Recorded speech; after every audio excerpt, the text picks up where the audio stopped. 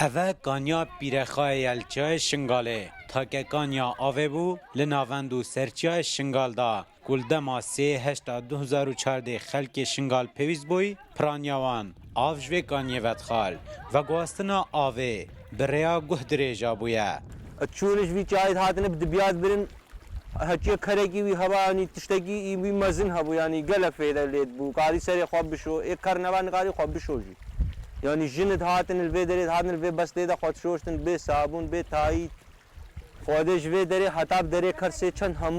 همو بشر بو چند همو هاتا آوه همو هاتا بدبیاد برن اب تاسکات برن اب دولکات برن بدریجایا 8 روزا زیدتر جه 11,000 خلک شنگاله لسرچای شنگالمان همیجی پیوستی به آو خارنو و خارنه بون گوتنا خلک شنگال کانیا پیره خواهیوچای شنگال بوان بونه پشتو پنا گوت جیانه دا بمینن حتى يزدي ساغن اگر نف خيرا خدو في جاي با امد ماجين نتفلتي اما بيترني بيترهبو